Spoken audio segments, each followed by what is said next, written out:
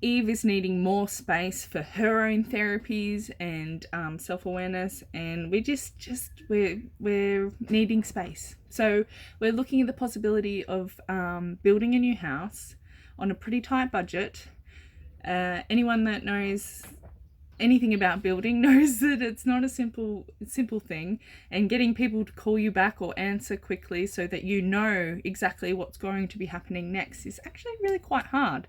So we know they're busy, and that's fine, but for me to be able to plan financially, I need to know what our next steps are. So building a house right now, oh my gosh, I think building a house is pretty stressful even when you're in a good state of mind. So I'm going to pop building a house down. Is it going to happen? We don't know. We're trying, and we'll see. We'll see what happens.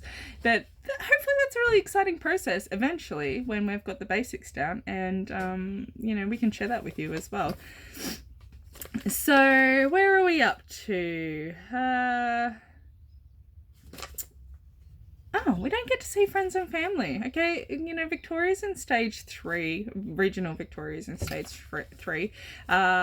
Metropolitan Victoria is in stage 4, which is a lot of my family, and everyone's doing it tough. It is tough. Okay, it's tough. It's not World War III. I get that. But it's tough. And everyone is suffering from not having those social connections. That is a part of human nature, to touch, to feel, to interact. And we're not getting that. So that is definitely on the scale here. So not seeing friends and family. Okay. It's very hard to plan for a future right now.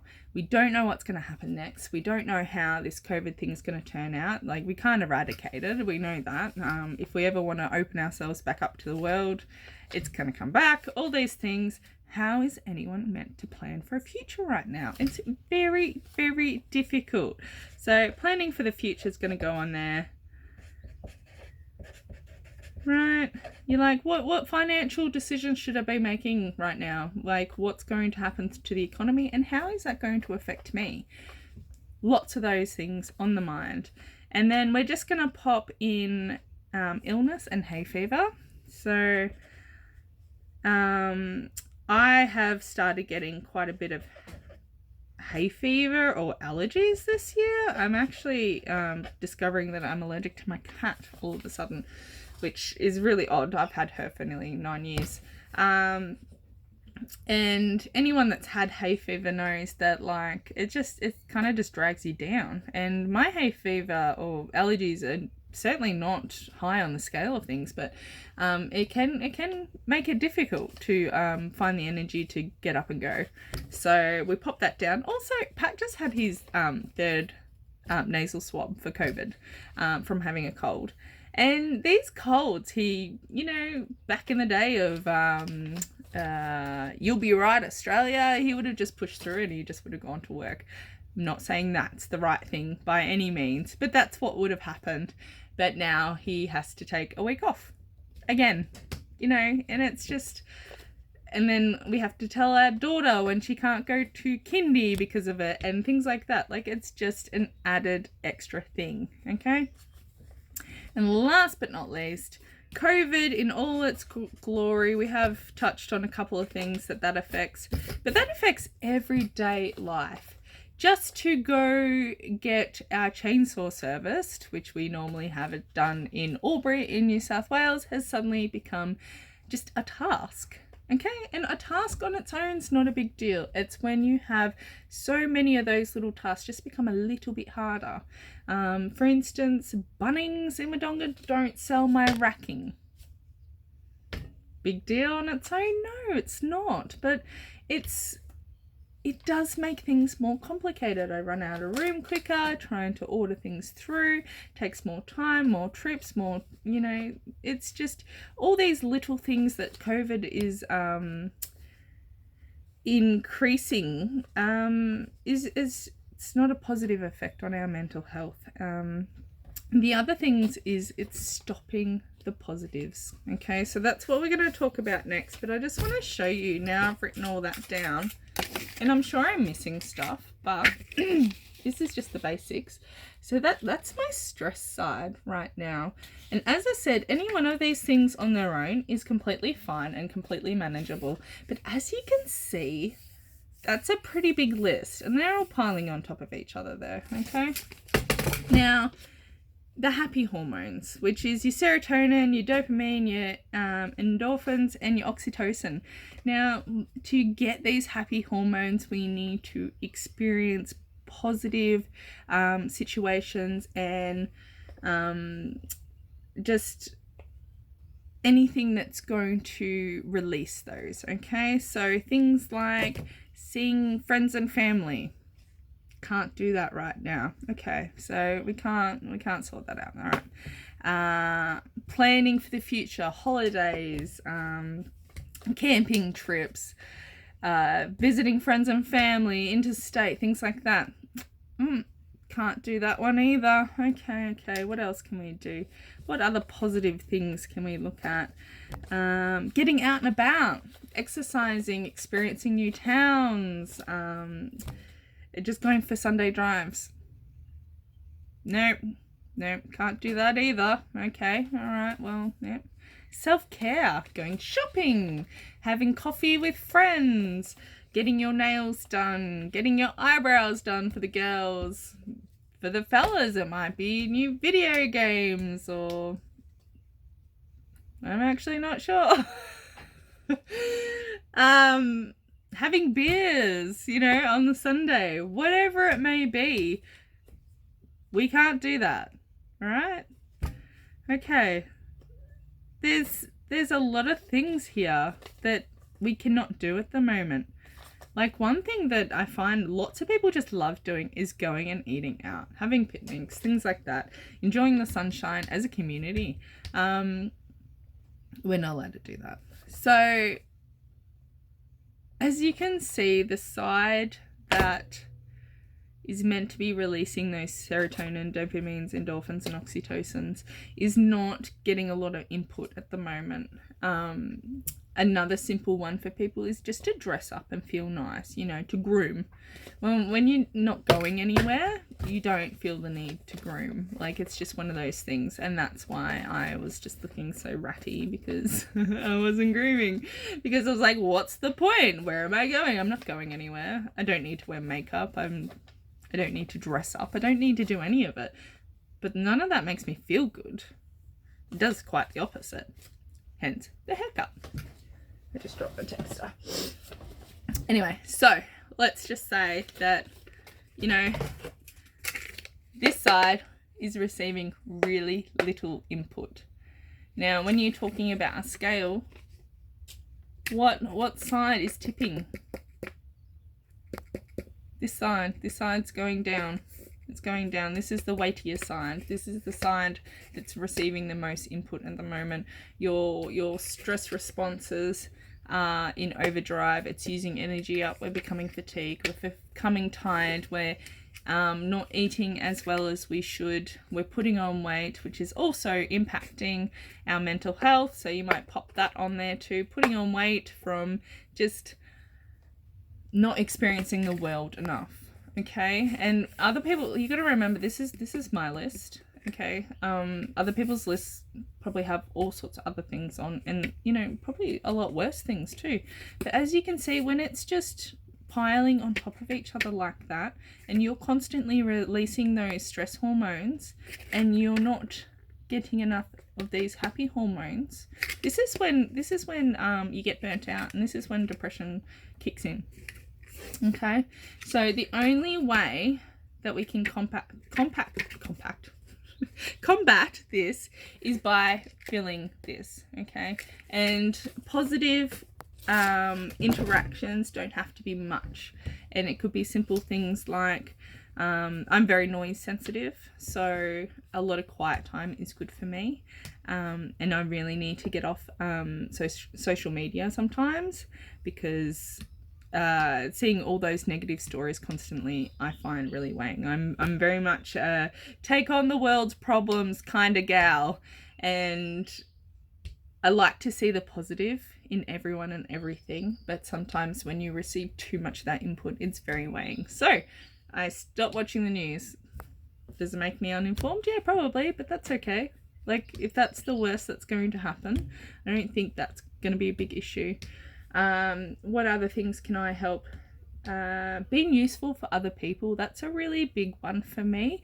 I've never really done well with taking compliments or taking someone's pity or anything like that. That makes me feel really uncomfortable. When you ask Pat, you know, he gives me a compliment, and yeah, I try really hard to just take it, just say thank you. Like, I feel very awkward. It's just really not comfortable for me, but I do like to be successful, and I do like bringing joy to other people. And if that's something through knowledge that I have, e.g. gardening, teaching people how to garden, or growing food, or eating well, like if that's something that I can give to people, that makes me feel good.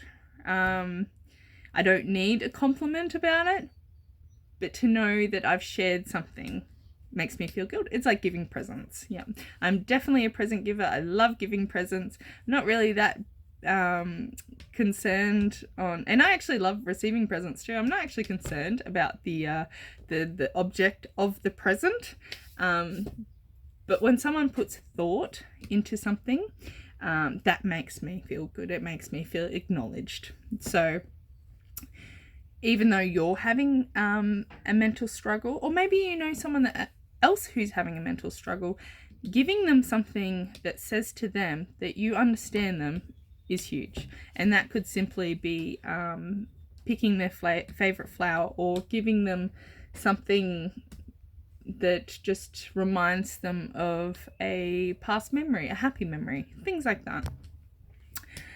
Getting off track now. Do that. What else can we do? We can definitely talk more with family and friends. That definitely helps. I'm not a big phone person. I never have been, but I do really need to make sure that I'm connecting with people, and it doesn't need to be much. Just the hello, how are you? You know, share a couple of funny photos, and that's heaps. That makes positive impacts. Bit of self-care, even if you have to DIY it at the moment, goes a long way. And maybe you just need to get dressed up and have a picnic in your backyard. You know, take some photos, feel good, things like that. And that's all going to increase those happy hormones. Talking and sharing, which is what I'm doing right now.